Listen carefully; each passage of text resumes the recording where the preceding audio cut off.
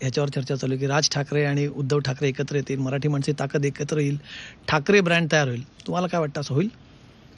मी मगाशी सांगितलं तुम्हाला, राजकारणामध्ये कधी काय होईल कोण सांगू शकत नाही.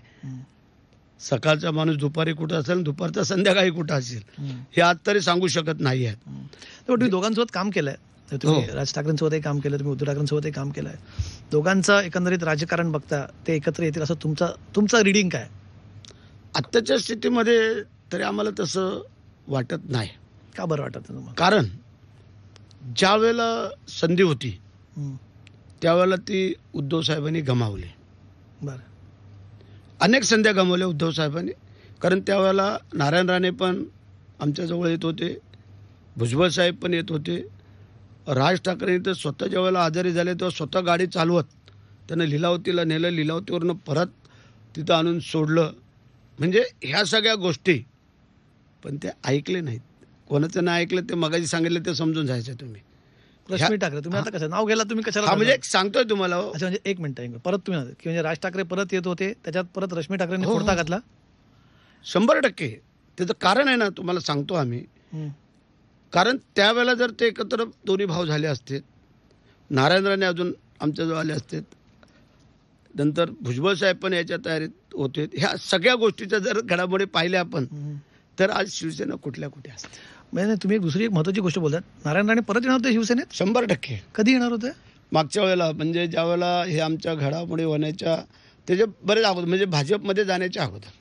अच्छा. त्यांचा स्वाभिमानी काहीतरी सगळे राणे परत आले होते. ही तुमची म्हणजे माहिती आहे की नाही? माहिती आहे, आमची चर्चा चालू होती आणि आम्ही पण सांगत होतो की नारायण राणे साहेबांना घ्या, की जेणेकरून तुम्ही म्हटलं होतं. कारण कोकणातली ताकद होती ना, नारायण राणे साहेबांची एक ताकद होती, वेगळं वलय होतं. एक मराठी माणूस म्हणून, डॅशिंग माणूस म्हणून एक त्यांच्याकडे वेगळ्या प्रकारे पाहिलं जात होतं आणि ते त्यावेळेला आले असते तर आज शिवसेनेचं वेगळं वैभव असतं.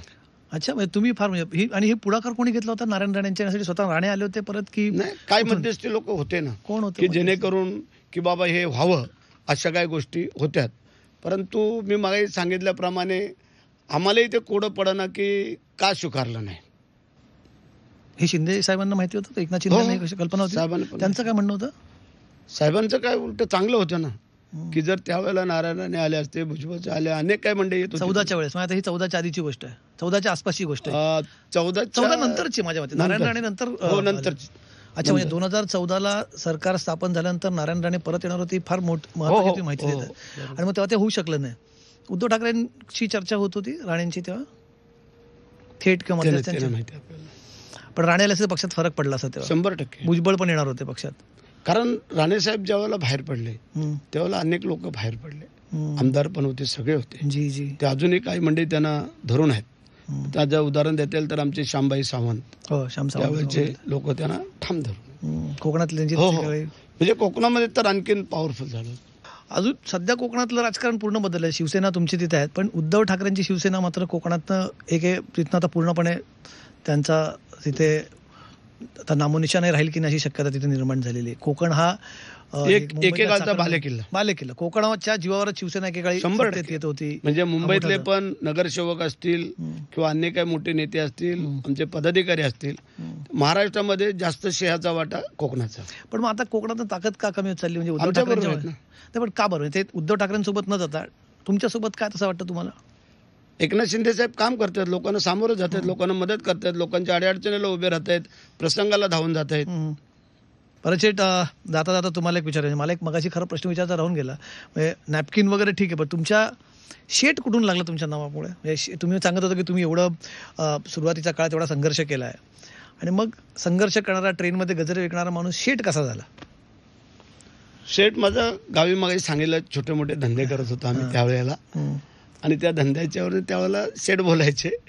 पण काय, आम्ही मनाचे शेठ आहोत, श्रीमंत ही मनाची. शेठ म्हणजे श्रीमंत असं म्हणतात ना. काय मी नेहमी लोकांना सांगतो माझ्या भाषणामध्ये, माणसाचं घर मोठं असण्यापेक्षा माणसाचं मन मोठं असावं लागतं. नाही तर घर मोठं आहे आणि मन खोटं आहे, तो माणूस कधी पुढे जात नाही. हे आमच्या हातामध्ये आहे, गळ्यात आहे, काय आहे त्यावरती जाऊ नका.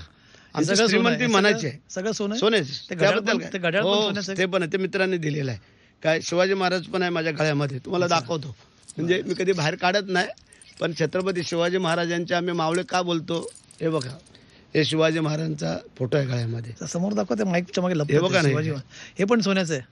शिवाजी महाराज सोन्याचा माणूस होता. तर 32 मानाच्या सोन्याच्या सिंहासनावरती अरुण होणारा जगातला एकमेव राजा. त्या राजानं जर सोन्याचं नाही घालून गळ्यात घालून घ्यायचं तर मग कशाला, आमच्या मनामध्ये आहे. परवाचा तुम्ही राज्याभिषेक सोहळा जर पाहिला असाल तर विचार आमच्या शिंदे साहेबांना आणि आमचे जे मंत्री आले होते त्या मंडळींना. म्हणजे आम्ही मनापासून आता 3 कार्यक्रम आम्ही गडावरती करतो नेहमी. एक पुण्यतिथीचा कार्यक्रम, शिवाजी महाराजांचा राज्याभिषेक सोहळा, जिजाऊ महासाहेबांचा तिथीप्रमाणे राज्याभिषेक. कुठेही असला, अधिवेशन असलं, कुठं असलं, नागपूर असलं, आम्ही ते सोडून येतो. आणि म्हणून आम्ही शिवाजी महाराजांचे मावळे काम करतोय. आम्ही सेठ, गरिबांचे सेठ आहेत. आम्हाला सेठ म्हणतात, पण गरिबांचे सेठ. एकच सेठ भरत सेठ, पण ते गरिबांचे. कारण गरिबांचा सेठ हो, आम्ही नेहमी सांगतो, श्रीमंतांचा कधी सेठ होऊ नये. गरीब लोक काय आशीर्वाद देतात, मनापासून आणि हृदयापासून. त्याला तुम्ही थोडी मदत करा, तो आयुष्यभर तुम्हाला विसरू शकत नाही. आणि तो सांगतो 10 लोकांना, त्याच्या लग्नात जा, कार्यात जा, मातीला जा, बारशाला जा, वाढदिवसाला जा, तो लोकांना सांगतो आपले आमदार, आपले मंत्री माझ्या कार्यक्रमाला आले होते. हा मोठेपणा आहे. आणि म्हणून आमच्याकडे बाकी काही नाही, काय मोठी जागा, जमीन, इष्टेक असं काही नाही आहे. काय पण मनाची श्रीमंती असली तर तुम्हाला कधी अडचण येणार नाही. त्यातलं उदाहरण भरत शेठ जी. एक जाता जाता जिथून सुरुवात केली मुलाखतीची तिथेच परत शेवटाला तिकडेच येतो. तुम्ही पालकमंत्री पदाबाबत तुमच्या मनात अपेक्षा आहेत, तुम्हाला अजूनही होप्स आहेत की होईल ते. पण प्रश्न हा आहे की ज्या तटकरेंबाबत जिथे निर्णय घ्यायचा, तुम्ही मगाशी म्हटला DRSचा निर्णय घ्यायचा, ज्यांच्याकडे निर्णय आहे त्या पक्षाचे प्रमुख नेते अमित शहा रायगडात येतात, तटकरेंच्या घरी जातात जेवायला. सगळ्यात पहिले तुमच्या शिवसेनेला या कार्यक्रमात विश्वासात घेतलं होतं का ते येणार, तिथे जाणार, त्यांच्या घरी जाणार जेवायला? त्यांच्या घरी जाणार हे आम्हाला कळलं होतं. आता त्यांनी दिल्लीतून त्यांची भेट घेऊन त्यांना सांगितलं रायगडला येत आहे तर रस्त्यामध्येच आमचं घर आहे, तिथे यावं. तर मित्रपक्ष असल्यामुळे अमित भाईंनी ते